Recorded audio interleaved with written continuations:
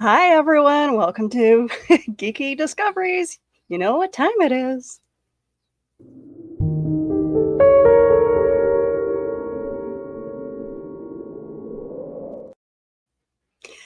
All right, so we have a very, very special show. I am super excited for this. And I didn't do any studying of any of the topics, so I'm just gonna go into the interview fresh. So this will be an interesting show for everyone. Um, Guys, this guy worked on Buffy the Vampire Slayer, the movie, Blade, Boogie Nights. He pretty much did everything of my childhood. Mick Strawn. And Nightmare on Elm Street 3, and Nightmare on Elm Street 4, and Leatherface, and Critters 2, and Mortal Kombat, and Hercules, and all those, all that crap.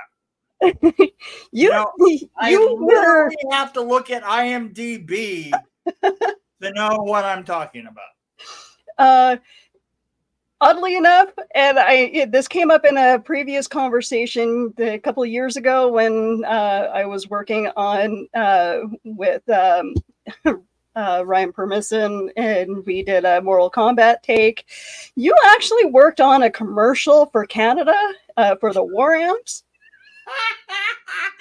I'm going to play this commercial because this was the nightmare that I lived with. Oh my God.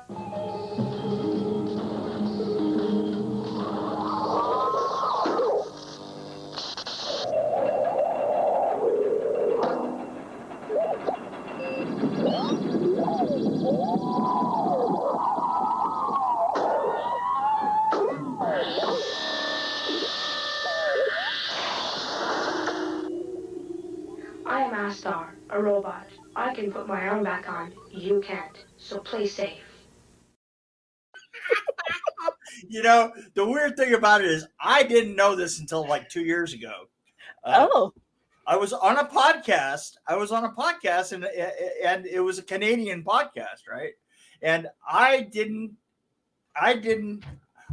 mentioned that one of the first things that I did was this commercial, and I came in and my sister was was the scenic for the whole thing, and she had no idea what she was doing because she was a costume designer, right? Yeah. And I knew a lot about painting, and I came in and I basically painted everything, yeah.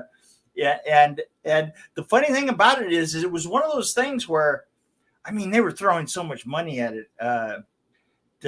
They had the same group that did Blade Runner did all the effects for it, and you have to admit this is 1982. This is so far before any optical effects, before CGI or anything like that. And I did that, and then I went on and did a whole bunch of other things, and I hardly ever thought about it again. It wasn't meant for an American audience, and I assumed that maybe it showed a couple of times and it died. No, it ran for like 20 years here. I swear to God, these guys, I mentioned that, right? And the guy goes, "Oh my God, you did that commercial?" I go, "Yeah, why?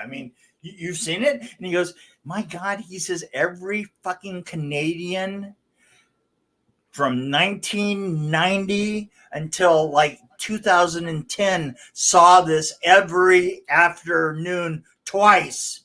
He says, "Yep. I swear to God, Astar is, if Freddy is the number one thing that I'm afraid of, the number two thing is that fucking robot." And I was like, "You're kidding me. I literally had never heard it mentioned before."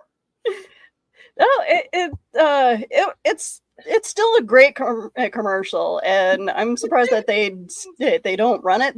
They try to they try to do what you do with and try to update it They for tried to today's update standards. it, and it was terrible.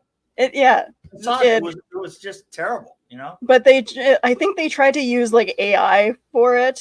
Yeah, I think And they tried to use CGI and all the rest of that. And you know, back then, I have to say that it was really clever the way that we did it. You know, basically what we did is we made these 5 tubes.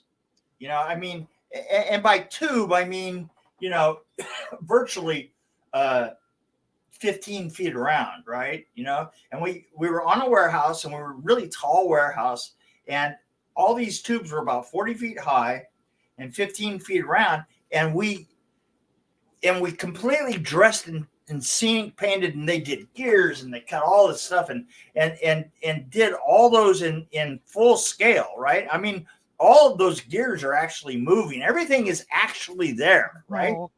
And so what and the girl went on, the girl that was the robot went on and did an awful lot of the stunts for Nightmares on Elm Street 3 and 4. Oh wow. Right. I cannot remember her name because she just disappeared after 4. But the thing is so we filmed with high-speed cameras, and she's doing these gymnastics down as she falls into a bag at the bottom of every one of those tubes, right? Yeah. And then we turned one of the tubes on its side, and we did the part where she, you know, I'm Heather. I can put my arm on and off, and it was such a big, monstrous thing. And I remember one day, somebody tied off her safety line to a truck. Oh. And the truck left, and she got dragged and pulled half the sets down as she went out the door, right? Oh my God.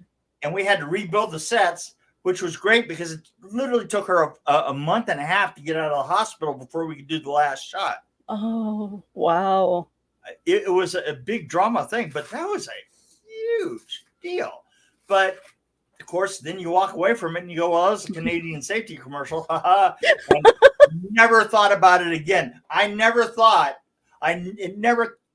considered the abject horror that we were then subjecting the Canadian children to. And you know, Look, when it comes to you know what? You have to think of the children first. When it comes to irony in Canada, it's not it's a lost cause with us, because we literally named a building called the Human Rights Museum in my city, and this thing is a human rights disaster. It from the moment that it was being built on the graves of Indians, right? Built on an Indian grave. Really poltergeisted it as best they could, right? The thing looks like it's giving the middle finger to people.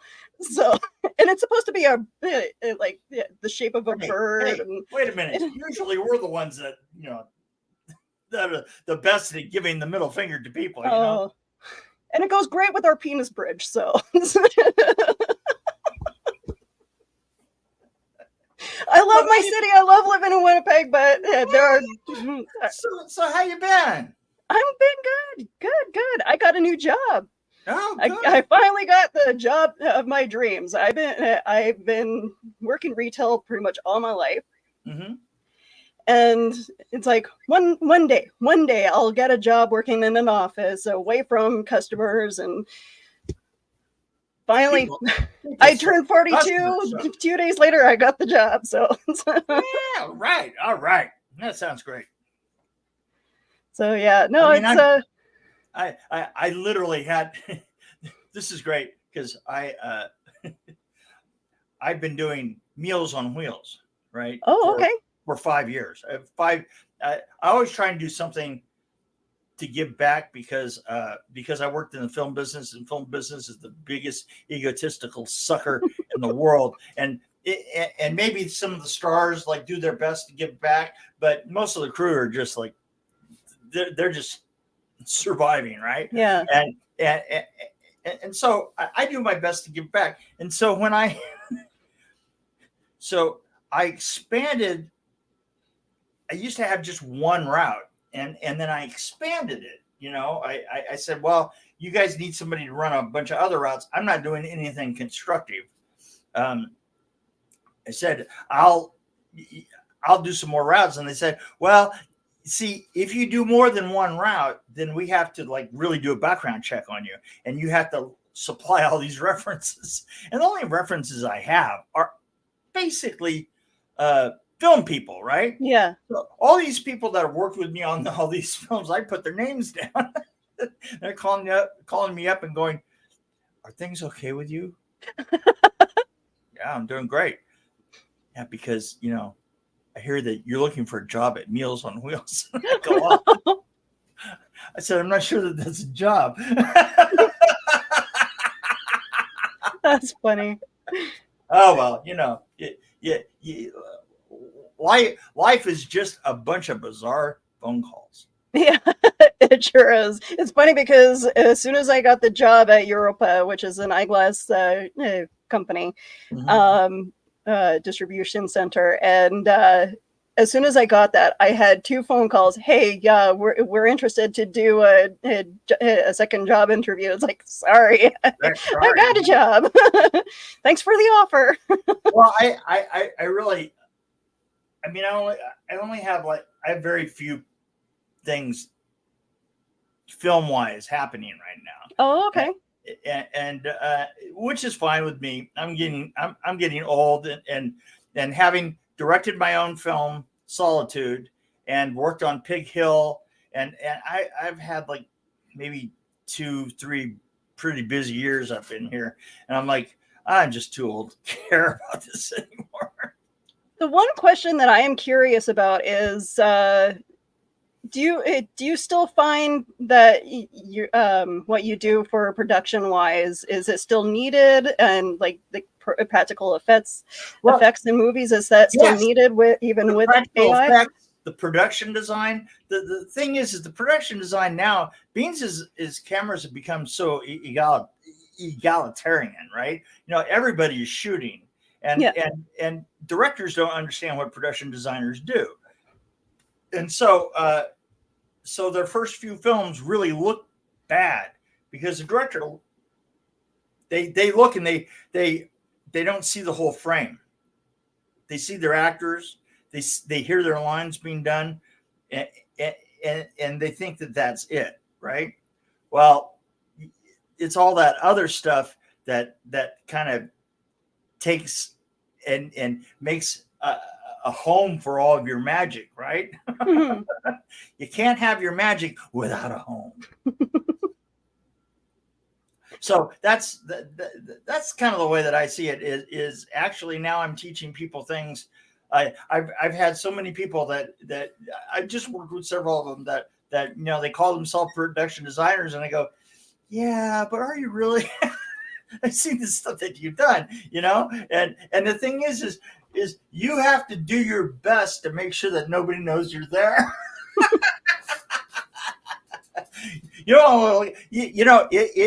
It's like the problem with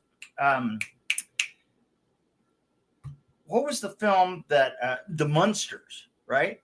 Yeah, the remake of the Munsters, right? That is an example of where literally the production design kind of ran roughshod on the rest of the film, right?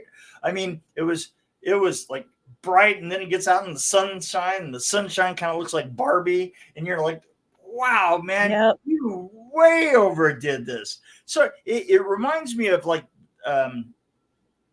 what was the name?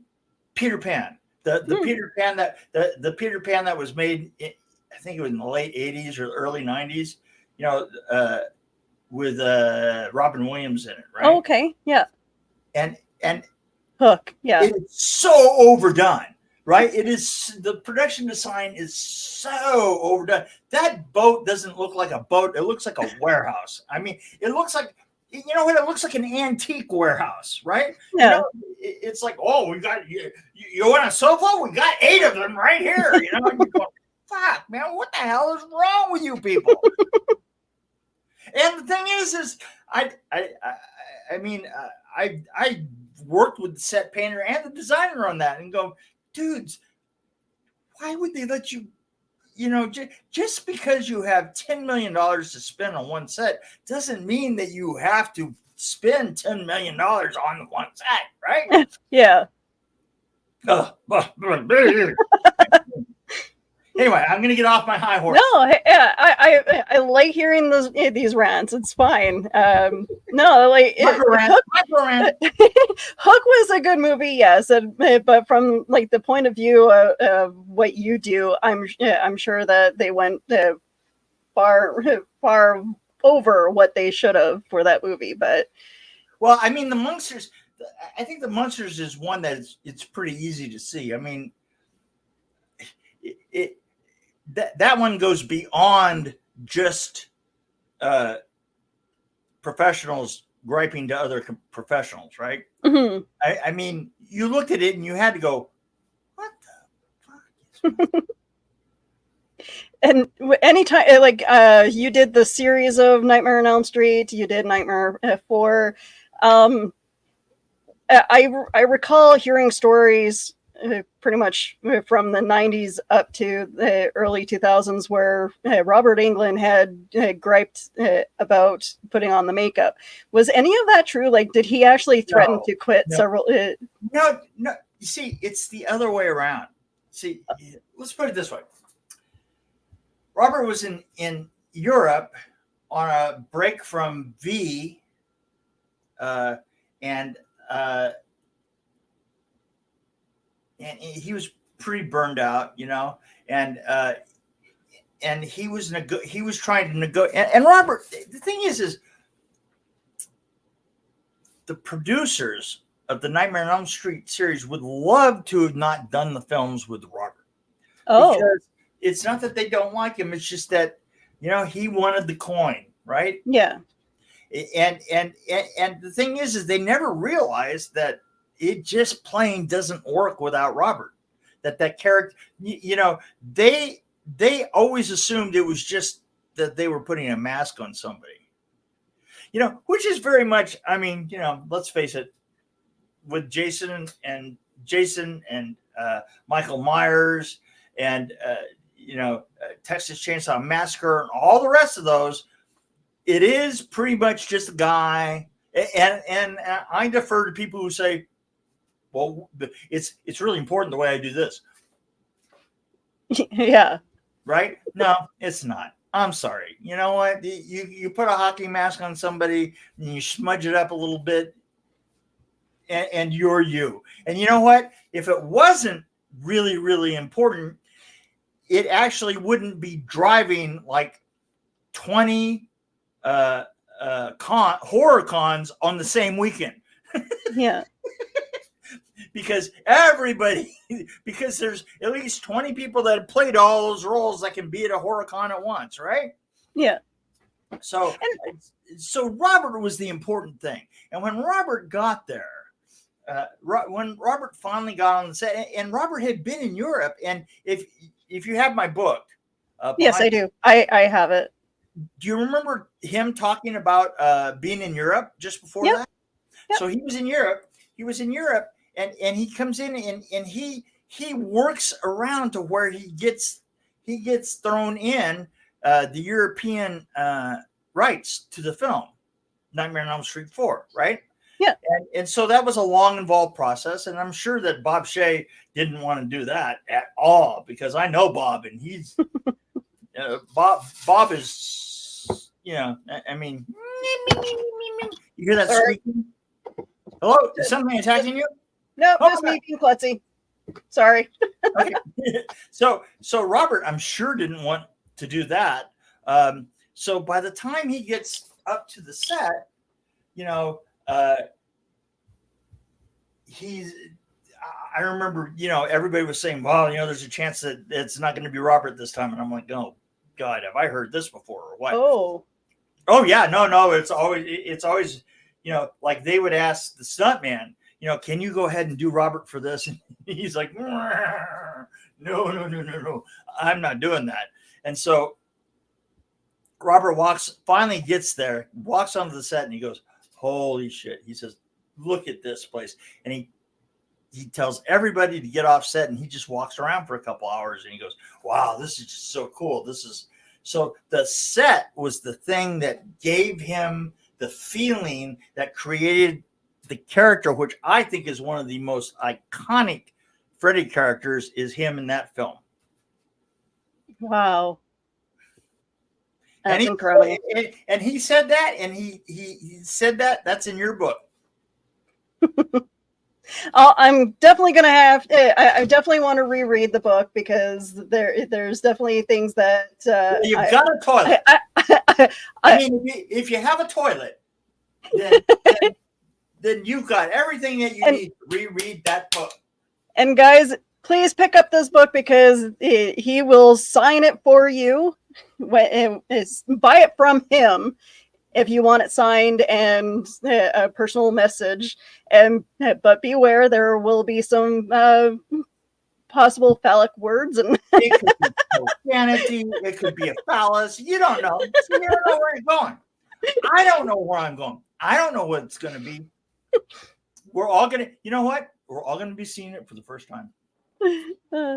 But I appreciate what everything that you've done. Your career working in the effects department. Let's see, production designer, art department, special effects. Dude, I'm at awe with your IMDb. It is a weird one. It is. I don't know how I skipped into just the right films, to have lasted so long. It's strange. I mean, I like the guy. He passed away recently. He's a dear friend of mine, Jacques Haken. Jacques Haken was the DP on Nightmare on Elm Street and Nightmare on Elm Street 2. And I worked with him 4 times over the years, right? And the funny thing about it, though, is that if you look at his resume, he's got as many credits as I do, but they're on weird little films that you've never seen before. And I go, that's so weird, because mine is just all these films. And I mean, if they had been mainstream films, you never would have seen them either, right? Yeah. I mean, because nothing ages as badly as a good mainstream film from the 80s or 90s, right? Nobody cares, right? Yeah. I mean, and for some reason, I got the ones that I was working with a group of people that we were pure underground. I mean, we were right underneath hookers. We were right underneath people who worked in porn, right? And yet it seems to have been the thing that survives. When you mentioned Critters and stuff like that, are you surprised that a lot of us, a lot of these movies went to kind of comedy horror in a way? I'm not, because here's the thing. To a certain extent, you only got so many ways that you can go from the first film, right? Yeah. And going towards comedy is definitely especially if you have somebody like Robert, right? I mean, yeah. And let me throw this 2 ways. If you have somebody like Robert, who is just one of the best actors and just absolutely one of the smartest people, and start giving him his lines and letting him create the comedy for you. But at the same time, you got Critters, and Critters 2, there's another direction that you're going to go, in comedy, just because these are little balls of fluff, right? That are, I mean, here, look, these things that are attacking you are no taller than your ankle. And so comedy is just right there on the edge, ready to go at all times.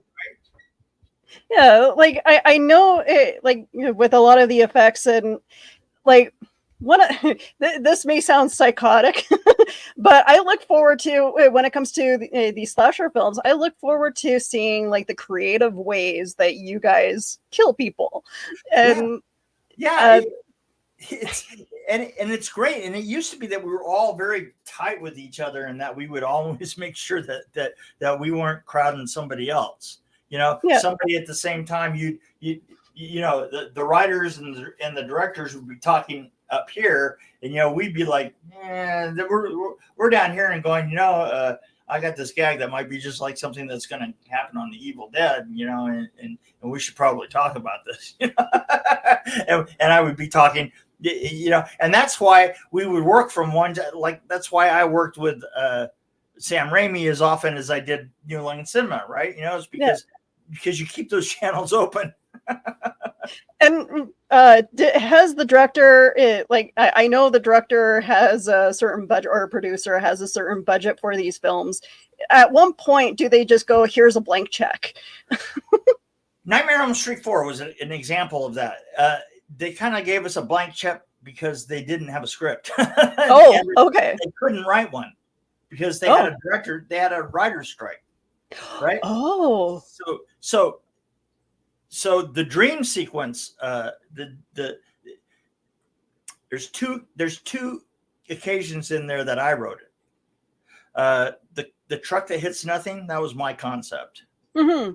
And the other one was the tunnel that looks like a kaleidoscope. That was I had a dream, like literally 5 weeks before that we did that shot. I had a dream that Freddie was looking at me through a kaleidoscope, and I woke up and went, ooh. And I didn't do it very well, but I had a very limited budget. Wow.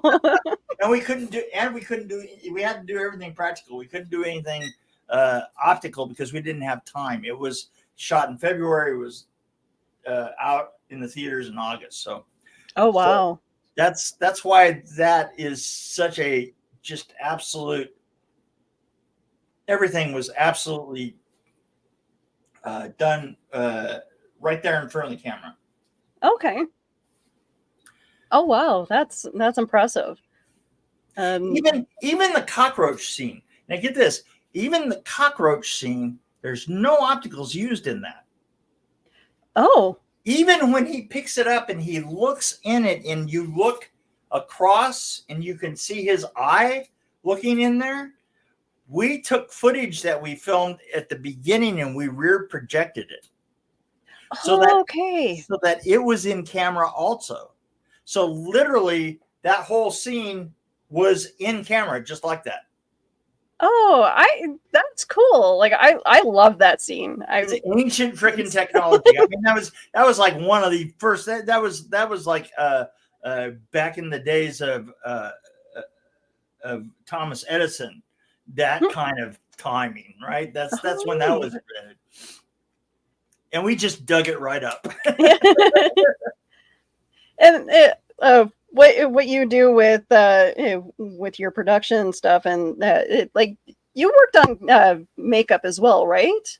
I did not. Or was it just special effects? I did mechanical special effects, which would have been like that shot. That shot, or the truck hitting nothing, which was basically tying a cable to a bumper and running the truck with another cable up to the end of that. That's my kind of effects. There are three types of, and maybe there's time for a little education here.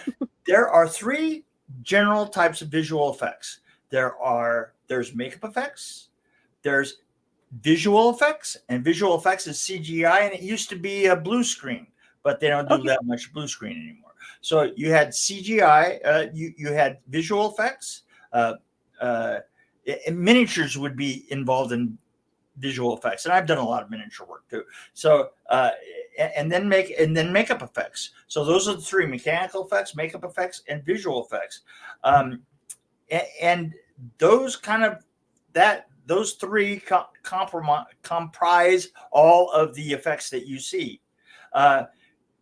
Did you know that there are effects departments for cartoons? Oh. Because let me tell you what the definition of effect is.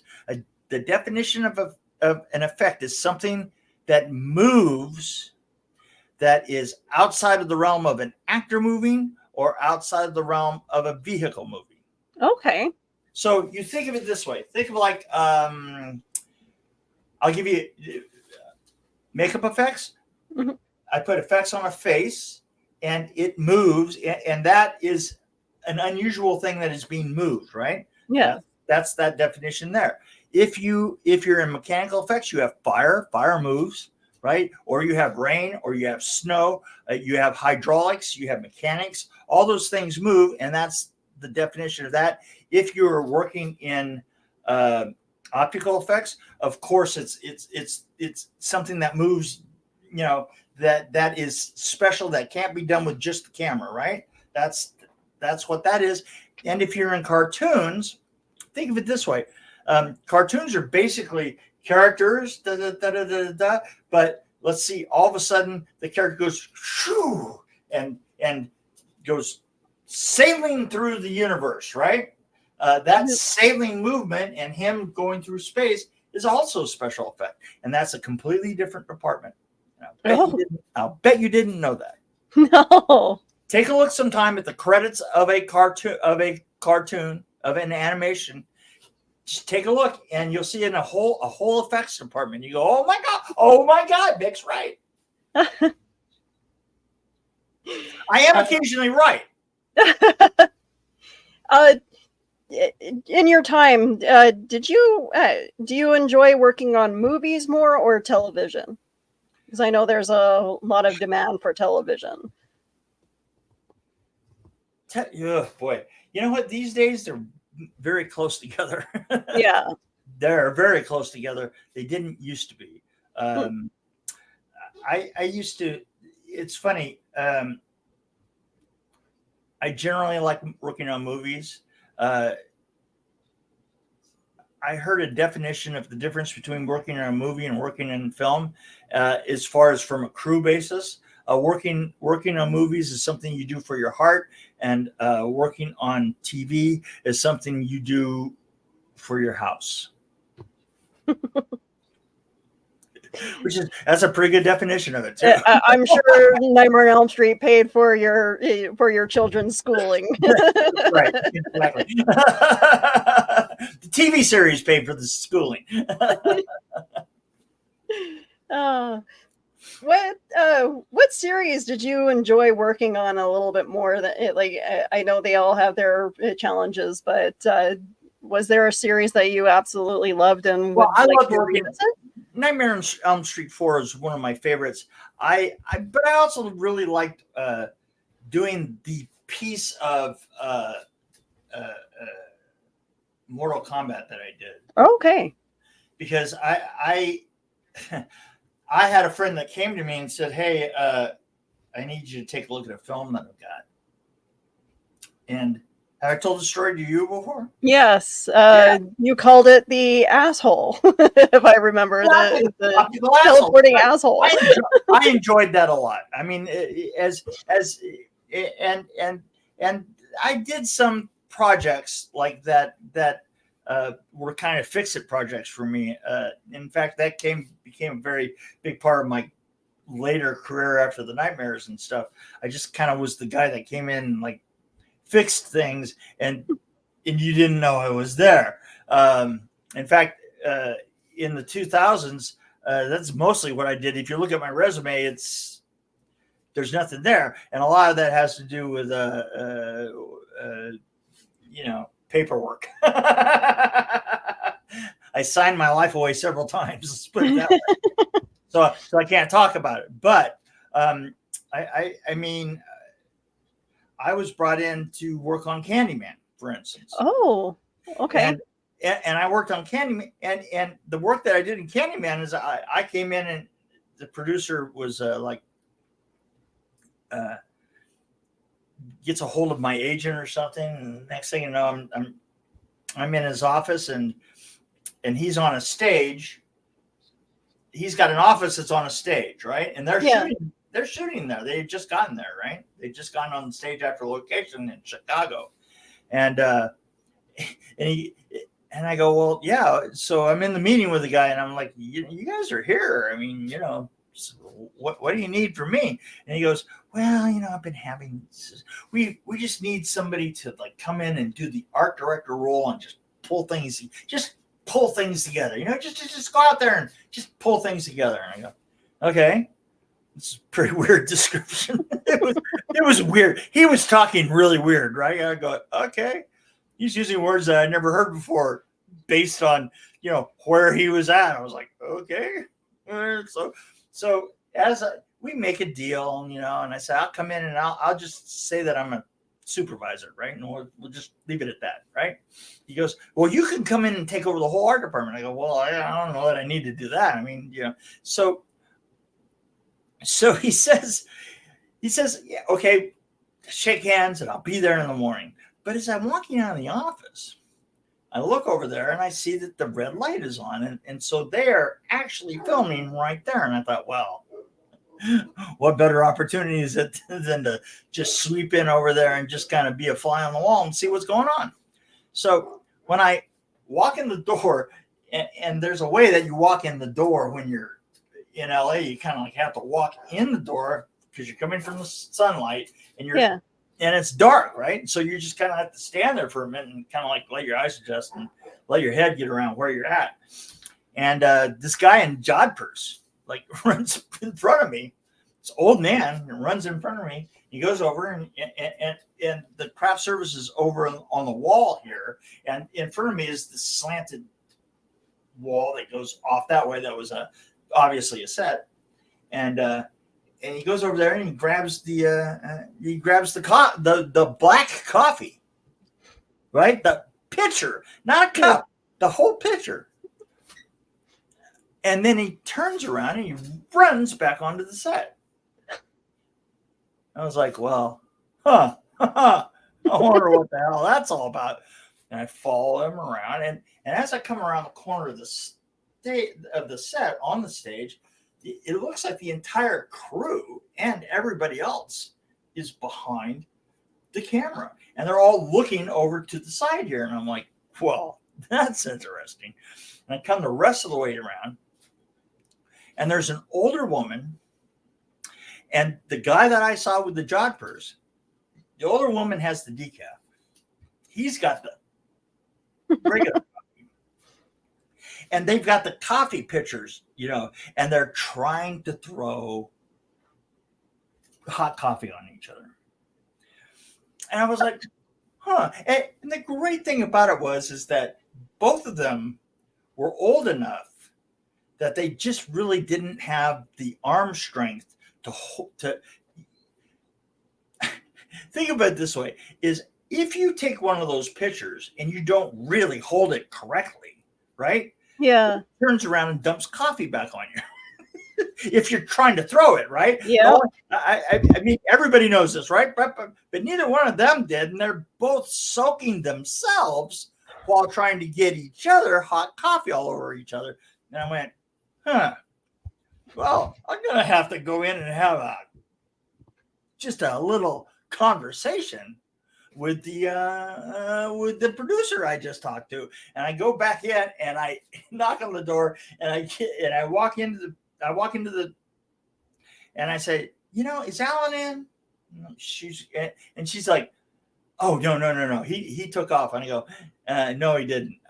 I literally just walked out of this office. I just walked right past her and opened the door and sat down and went, okay, tell me what's going on. And I swear to God, this guy deflated like a fucking balloon animal. He went, so you went on stage, didn't you? Yeah, I did. You got a problem. He goes, God damn it. He says, I'll tell you the truth. Both of them are out of rehab. Oh, this is their both of them. It's their first project out of rehab, and they hate each other. And and and I'm beside myself. I don't. Now that they're here on stage, they're just going after each other all the time. And I was like, tell you what. Here's what we're gonna do. I don't do anything. You pay me twice as much money, and I'll just get in between the two of them. Whenever she comes in, or he goes after her, I'll just throw myself in front of them. Right? I will do that, and I did it for 6 weeks. oh my God. No, I'm not kidding. It was the most comical bullshit you've ever seen in your life. Because it would happen like 6 times a day. She'd come in and I would just stand there. And now we know why you have gray hair. I had a great fucking time. I hate to admit it, but I made a fortune and had a great time. I just Oh, that is hilarious.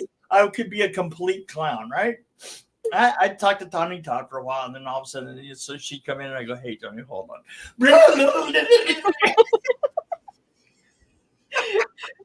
Well, we got a question from our audience. Carl Woodsman says, "I bet that you also grew up with Harryhausen." Oh, yeah, all of these films. Sinbad said. Let me tell you. The truth is that when I was just doing Nightmare on Elm Street 3 and 4, the thing that I thought to myself was that the most interesting thing was the vision of the journey that they were on, right? Mm-hmm. And the thing is everybody assumes that the really interesting stuff of the nightmares is like the kills. But it isn't. It's the setup to the kills. It's pieces, all these great pieces in between. And I tried to do everything I could. And it's one of the hallmarks of the 3 and 4 is that the journey is weirder than the destination. Yeah. I mean, just think of the journey that we went through with Alice trying to get from the theater and get through there. I mean, with the foot coming off and we had we filmed that sequence in like 5 different locations, including the side of a building that was 8 stories high that we had her go. We literally cut out the, let me start again. I'll just start where I should have. Yeah. So she buys a ticket and she's at the location, right? Yeah. She goes inside. She goes up to the balcony and she starts to get sucked into the screen. Well, that was actually a fall. So what we did is we built that entire balcony on a stage on a couple of lifting tractors so that we could lift it up like this and we could get her falling and everybody else is strapped in and she's falling forward and the Coke spills and the popcorn and all the rest of that. She gets down to the rim of the theater, right? And we take that rim and we cut it out and we put it on a crane and we put it 8 stories up on the side of a building that has no windows. And we put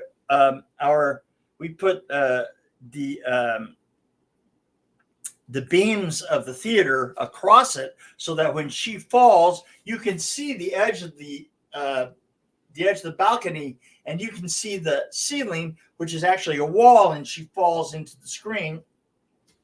And that's on another location. I mean, just, we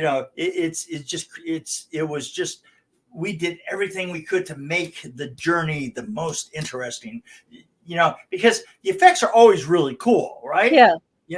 But making the rest of it cool is what I wanted to do. Did you ever have a moment where your effects failed you, but still ended up being, something cool? You know what? The weird thing about it is that the effects fail you 80% of the time. and a lot of times your you're making up that effect later on. Yeah.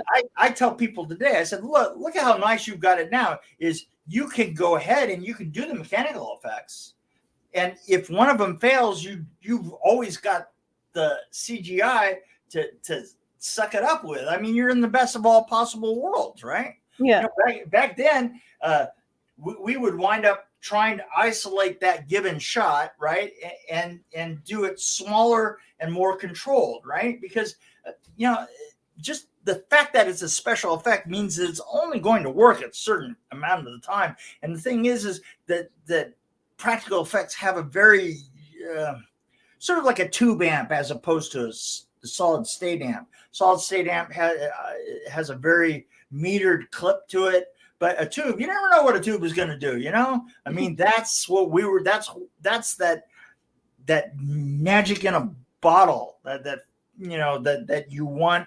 That you get from actual practical effects. Yeah. And like, I'm sure that you have a pretty good supplier when it comes to like the fake blood, but like, do you just use like theatrical fake blood, or do you actually like use the corn syrup? And it just depends on what you're doing. I mean, you know, the thing is there are all kinds of bloods out there, and they react differently. And I don't know if you've ever actually seen this, but if you're ever trying to take a picture of real blood has a tendency to look fake. Yeah, because it's very flat and it's very right. So most of the way that they got dimension into blood is they kind of made it clear, right? So most of the blood that you see for movie blood is clear, and the thing is the more opaque that you get it, the more it shows. In other words, I could use, if I was on a helicopter and I was looking at somebody bleeding down below, I could use pieces of paper. Oh, okay. And get a better look than the dark syrup that you normally use for blood, because you don't need the dimension. You just need to see it. You know what I'm saying? Mm-hmm. You just need to see the red, right? Yeah. So there are hundreds of formulas of blood out there. What you have to do is you have to know what it is you're looking for. Like, for instance, the blood that I made for Blade. The blood that I made for Blade for the opening sequence, I did the opening sequence for Blade. Oh, okay. Blood shower. Pretty much the best part of the movie. I like to think so. But I mean, it took us 3 months to figure out. I mean, when you look at one of those shower heads, you know that you look at the shower head, right? Yep. And a usual shower head is about this big around, right? Okay, the shower heads that you're looking at there are about this big around. Yeah. And it's because we're pushing something that's a gelatinous. And the thing is I wanted blood that was thick and that didn't look like Evil Dead 2, right? Yeah. I wanted, because Evil Dead 2 looked to me pretty much like somebody didn't put enough sugar in the Kool-Aid. Yeah. And so when I did Blade, we had just this thick, heavy viscosity, and we had to test it, and in order to get it to look right when it spread, we had to make our own heads that were bigger. So because we were pumping them through like not a 3/4 inch line like this, we were pumping them through an 1.25 inch line like this, and in order to get the splash and the right effect, they had to be that big.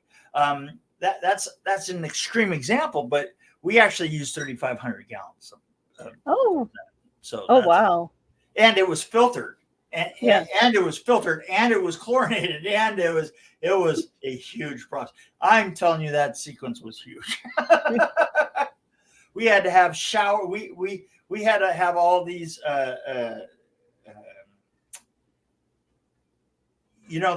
When they do a fire, they have these trailers that have one after another with showers and changing rooms and stuff. And we had 9 of those trucks parked around us on the stage. Oh, wow. To deal with all those extras. And we shot for a week, and it was a nightmare. It was a I was just wondering, like I'm sure that was a multiple take kind of scene. Oh But yeah, everything was because it was just complicated. It was just complicated. I would just leave it at that. It was complicated, and everybody hated each other all the oh, time. really? Oh, wow. It was what we did best.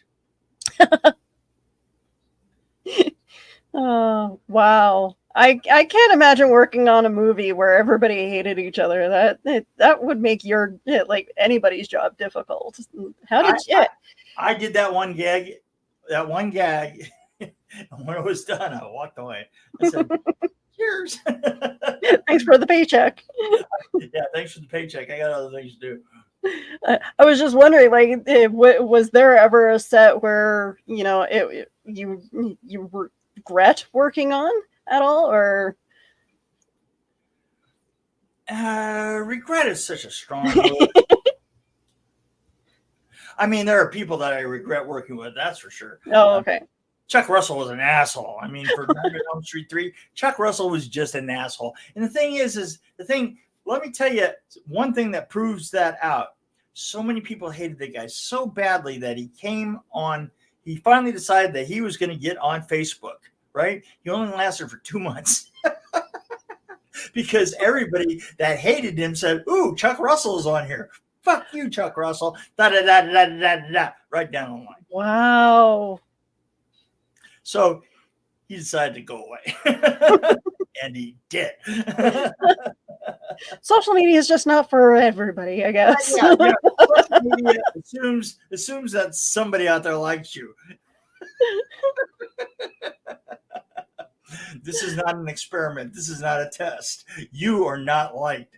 Bye. And I mean, like, it's an interesting, and you said it earlier, where it's like it's an egotistical kind of job. And I can't imagine like being in that situation where you're dealing with all those egos. And I'm sure you've told several celebrities where to go and how to get there. Unfortunately, yes. But is there a celebrity that you do love working with? Robert to me still. Robert kind of has my heart, man. He's the sweetest guy, and he's so smart. He is so smart. I mean, just absolutely salt of the earth, and he talks 9 miles a minute and just keeps on talking. You know, doctor slapped him on the ass and he started screaming. He's been screaming ever since. But I love that guy. I really do.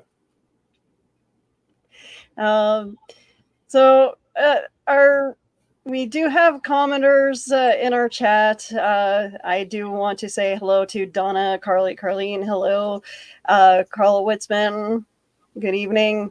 Good evening. Apparently Carl is in and out of the chat, so that explains why the chat is kind of quiet tonight, but I appreciate you guys joining us. And enough loudness for anybody. They really like the commercial, though. So I'm happy that you guys enjoyed seeing Astar, and it is like it's still one of those commercials that I think it's funny. Just from talking to these guys 2 years ago, I sort of got I had no idea that I had a hand in causing so much angst and horror. So, these two guys I was talking to, I said, "You scared me when I was a kid, and now you scared me when I'm older." I was like, "Wow, okay." I didn't even know I was doing that, but there you go. But you worked on so much of my childhood, like Buffy the Vampire Slayer. Like, let me correct something. Buffy the Vampire Slayer. I originally was supposed to design that with Joss. Wow! But Joss got fired as director after 2 weeks, and I had to go with him. And then I came back and did a lot of the rigging that was done for the special effects in the basketball court. Okay. Like to break a white wall and where the, what's his face comes through to the wall. I mean, I did that. I don't know, nothing special. Just another day at the office. Oh man, I envy you because of how many cool celebrities that you work with, and I have to tell you this: it's a humongous amount of work. It's a humongous amount of responsibility. It's I like to make it seem like it was all fun and roses, but really it really is an incredibly hard thing to do for a living. It really was. I also can't imagine the cleanup afterwards. Really? Right? Yeah. Really. Well, here's the thing: is this is really funny. I did a show called Eight Heads. I think it was eight heads in a duffel bag. Mm-hmm. Yeah, 8 heads in a duffel bag, right? And in that show, it's either that or the Carrot Top film. Oh. Yeah, I don't know. I think it was the Carrot Top film, right? I had to drop a car. I had to drop a big metal sign on a car, and the car just explodes, right? Just right. The wheels come off, the doors come out, blah blah blah. The old gag kind of thing. Yeah. And it was a huge rig, and it just took us like probably 2 days to get it rigged and set up, and so that when the sign falls, it just falls apart, right? And after it's done, we get in our van and we take off, and we go to the next location, and we started working. We worked all night there, right? So in the morning, this PA comes up to me and he goes, "Dude, what is with you?" I went, sorry? He says, "You guys just dropped that sign on that car and then just walked away, and you left it for us to clean up." And I went, "Yeah." And he goes, "Well, what's that all about?" I go, oh, you don't know how movies work.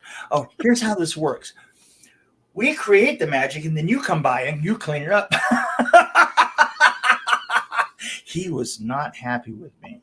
Oh no. He was not, but you know what? It was a good lesson for him to learn. Oh, that's funny. They don't want to pay me an exorbitant rate to go out and clean up and sweep up that car.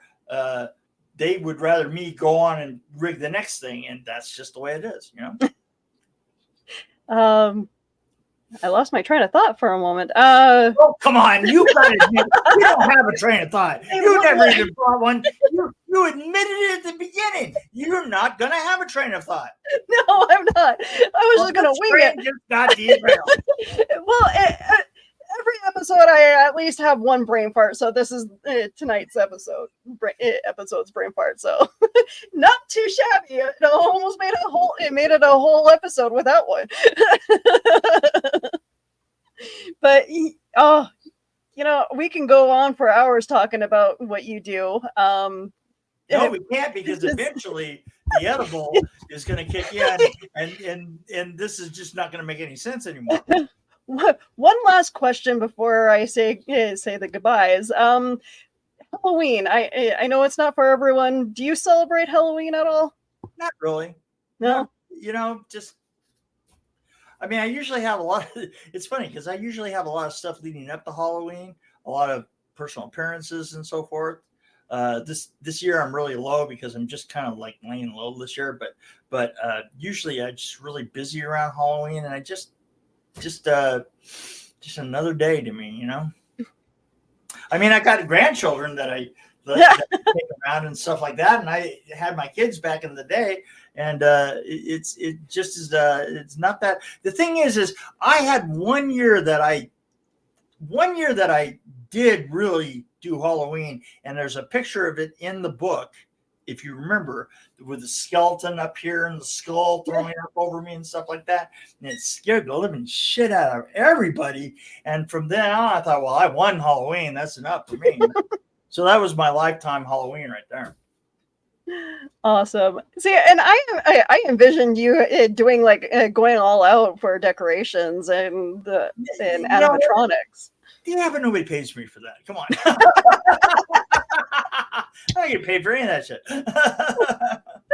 Oh, all right. Anything that you're working on as of late? You know what? If I have a film that's going around. It's kind of like doing a little theater run. I directed. It's called Solitude. Okay. If you get a chance to see it, it's pretty interesting. I have a film called Pig Hill that's going to be coming out pretty soon, and I got a couple of small irons in the fire, but I'm trying to kind of roll things up a little bit. So. Are you planning on retiring anytime soon, or are you just? No, I don't know. You know what? I've tried to retire a couple of times, but I keep getting dragged back in. And sorry, I have so many questions going through my head now. Is there anybody that you'd like to work with that you haven't yet? Or I always wanted to work with Frank Miller. Oh.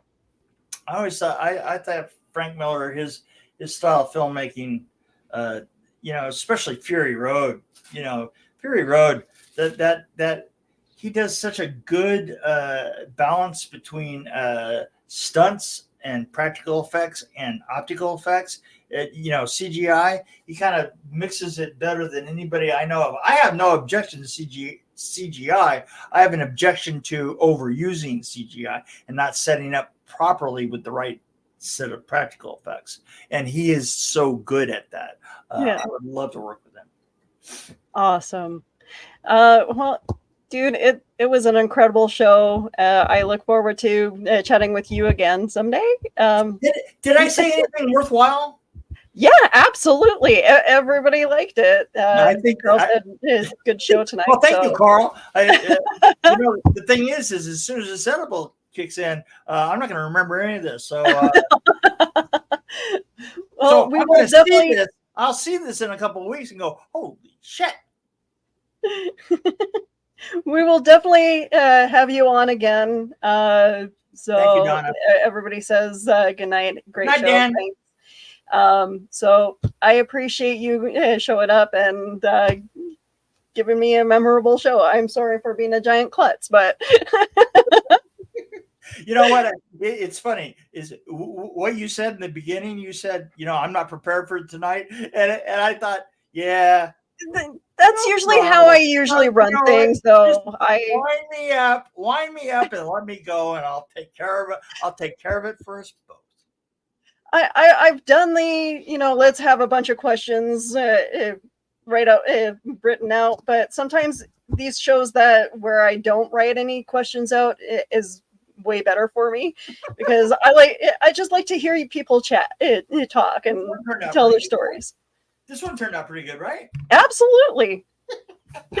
All right, Mick, let everybody know where we can find you on social media. You know what? If you really need to get a hold of me, you can just track me down on Facebook. I make it as hard as possible to get my books because I only got about 50 of them left. You get a hold of me by going to a small Norwegian village. There'll be an email on a slip in the middle of an igloo just out of Reykjavik. Basically, you can get a hold of me by going to Facebook and going to Messenger and just leaving me a message. Don't try and friend request me because I'm 130,000 behind. And but just leave me a message. Those are the only people that get through. It's just leave me a message. Otherwise, I really don't care. You are an amazing man. You have a great night and enjoy your edible. I love coming on the show. Well, excellent. Thank you very much. Excellent. Well, you guys can find me all over social media. I am the social media socialite. TikTok, YouTube, Facebook, Instagram. Hit me up if you guys have any ideas of what you want to see for future shows. You guys have a great night. Thank you.